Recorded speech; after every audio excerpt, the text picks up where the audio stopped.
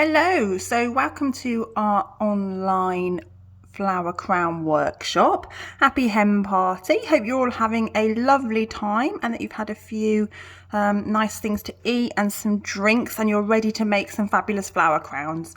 So I just thought I'd go through the steps one by one and then allow you time in between just to create some masterpieces really. So first things first, the first thing that you're going to need to do is measure your head. Now for these purposes, just for the ease of videoing, this vase is my head. Okay, so what you're going to need to do, you're going to need to get this wire. Now mine is blue, I don't think yours is. I think yours is silver, but it's the same thing. It's on this big roll, and I think you'll have to share between you, but there's absolutely loads and loads of wire there, so don't worry about it. Take the wire and wrap it around the part of your head where you would like the crown to sit.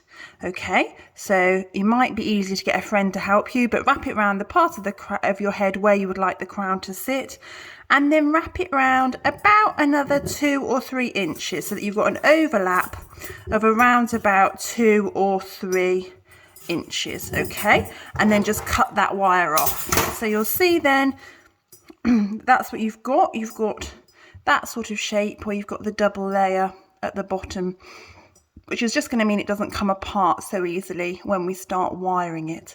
Now if you give that a little twist so it sort of holds itself into that sort of shape, so you've got then your circle of wire.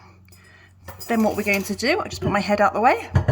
Then what we're going to do is we're going to take the reel of floristry tape that you've got. Now you can do it straight off the reel, but I prefer just to rip off a section because I find that easier to work with. And what you're going to do is start on the join. You're going to tape that together so that you get a nice smooth finish so that it doesn't catch in your hair.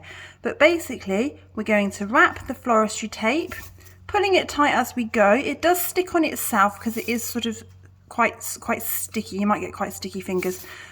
You're going to keep going and keep going and keep going until you get round to back round to the start. I'm going to pause the video because that's going to be quite boring for you to watch me do that, but you're just going to keep going all the way around so that the whole of the circle is covered in tape. Now you'll see there I did just snap it.